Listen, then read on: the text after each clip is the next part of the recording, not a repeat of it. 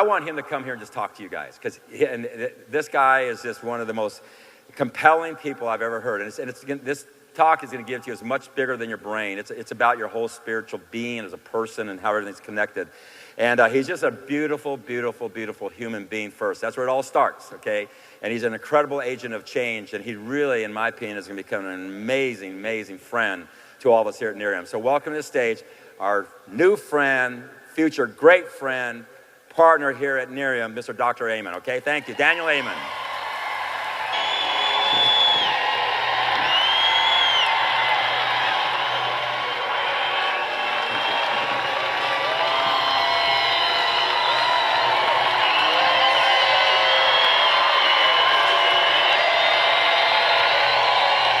Thank you.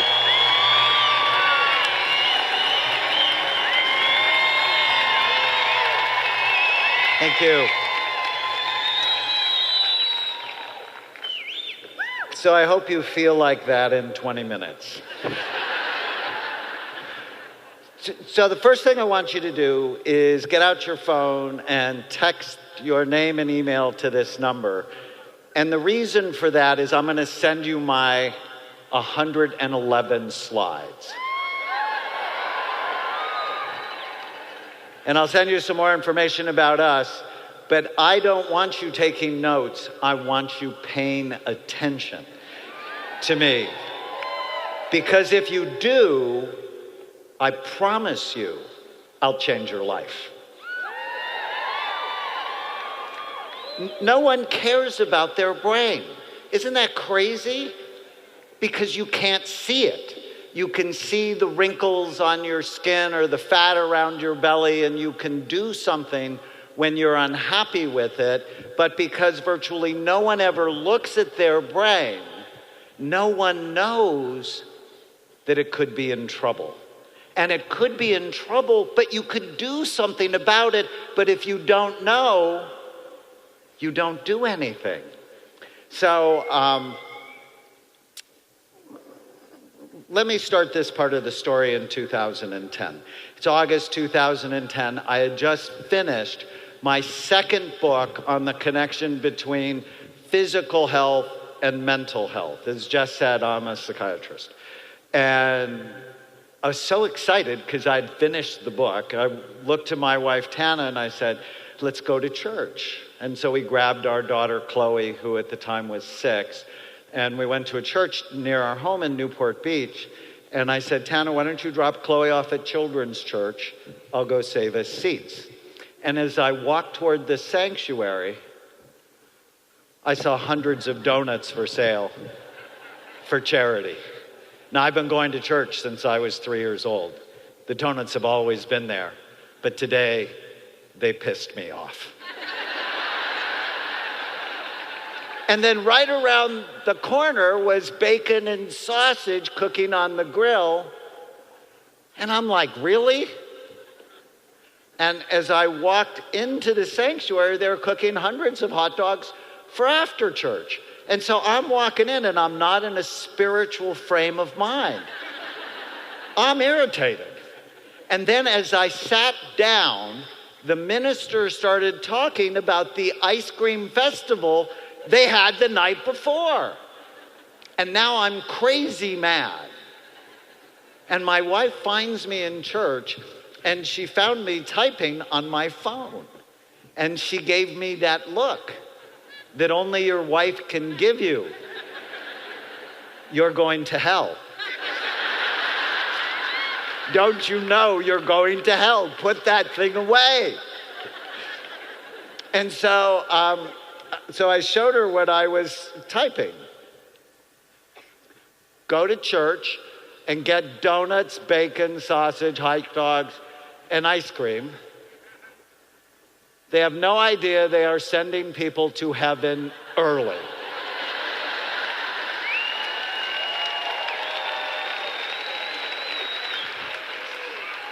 Save them, then kill them.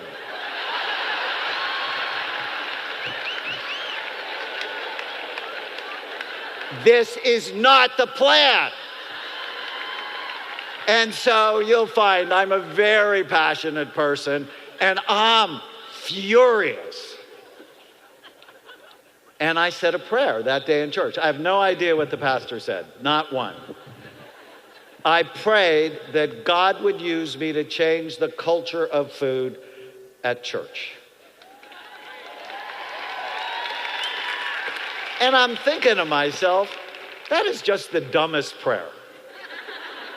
Why would a psychiatrist who spends his day looking at people's brains be praying for that? Because I love you. I care about you. Food is medicine or food is poison.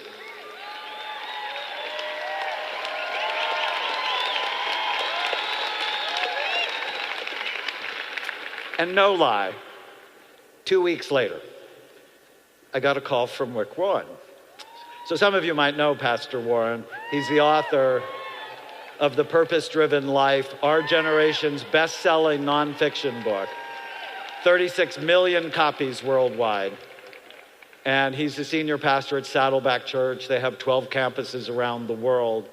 And he's like, Dr. Amen, I'm fat. My church is fat. Will you help me? And I'm like, oh my God, God was paying attention. I mean, have you ever prayed something and you were really serious and then something incredible happened?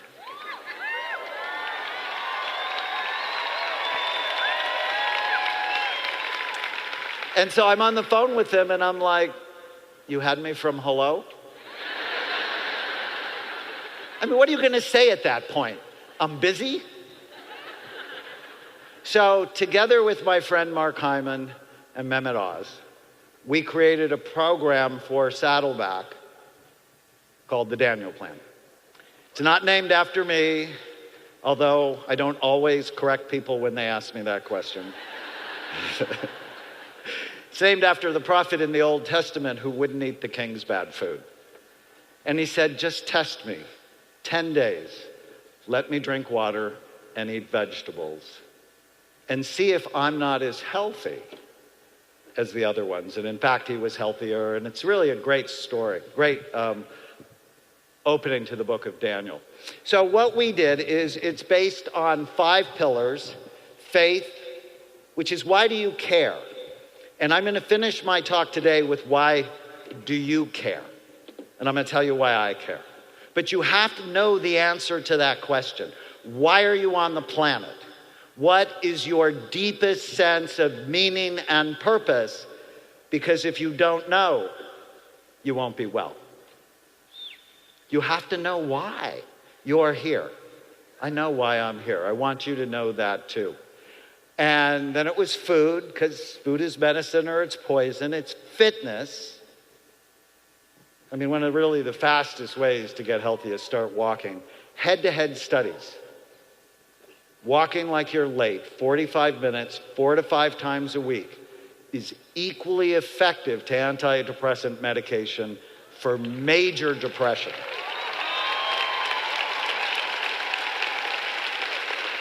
And there's no side effects.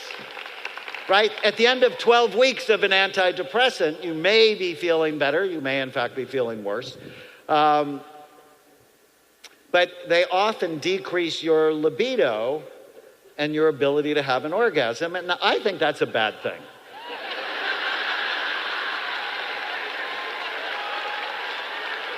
At the end of 12 weeks of walking, you're actually sexier.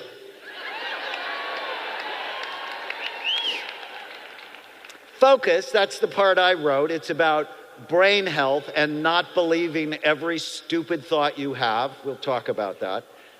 And friends, we get better together, or we get sick together. Do you know they've done these really amazing longevity studies that the quality of your friendships and their health determine your longevity? So if you hang out with sick people, you are likely to die earlier. So I always say, if you really want to get healthy, find the healthiest person you can stand and then spend as much time around him or her as possible.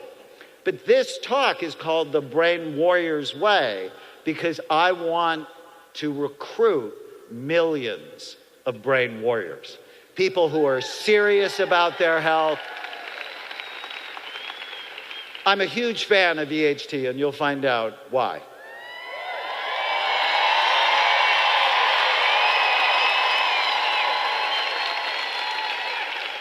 But EHT with a lousy lifestyle is not nearly as effective as if you put the right habits in your life. So you have to ask yourself, do I just want to make money or do I want to change lives? And I'm a huge fan of both for you. All right, so we launched this program. It was January 15th, 2011. The first week, 15,000 people signed up. I'm like, this is going to be fun. The results were spectacular. Let's see. Participants lost over 250,000 pounds the first year.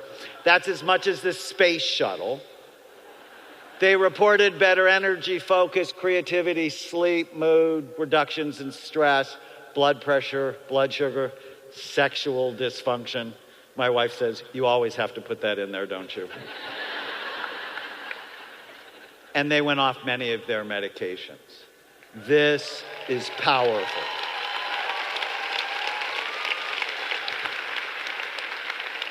But you have to be a warrior. And the reason I use that term is, let's just be really honest with each other.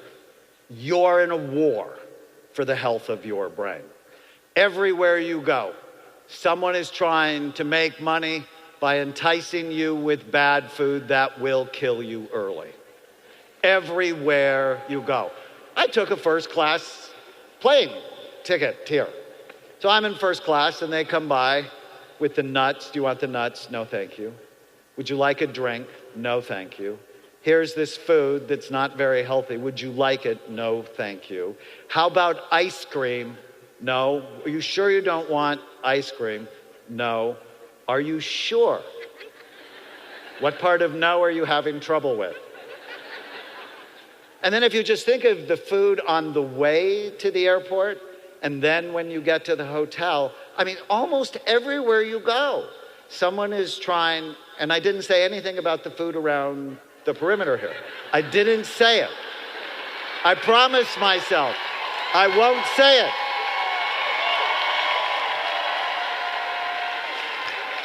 And these companies hire food scientists to hook your brain to want more of things that hurt you. How is that? Oh, weapons of mass destruction.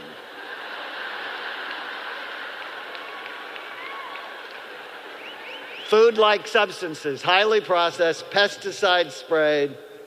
So why don't you want pesticides on your food? I mean, you obviously don't want bugs on your food. But what you don't know is that you have 100 trillion bugs in your intestinal tract. And they're your friends. They're making neurotransmitters that help your brain work. They help you digest your food. So when you eat pesticide-laden foods, it's killing the good bugs in your body. That's why you don't want foods with pesticides. Interesting, huh? Okay. All right. These same companies, they know how to hook your pleasure centers. So you know in real life, this beautiful woman is never eating this burger. Because she, in fact, would not be a beautiful woman anymore. But if you just think of all the Carl's Jr. commercials, right? So you're connecting sexuality with something that's going to hurt you. They know that. They plan that. Some companies like Open Happiness, you know, I'm like, why don't we tell the truth? Open death, you know.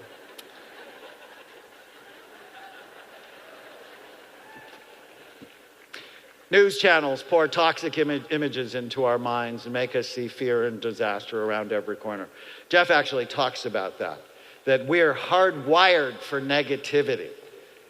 Well, they know that, and it just gets poured down our minds repeatedly. You have to protect yourself from that.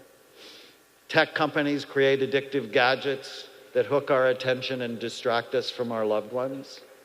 Did you know?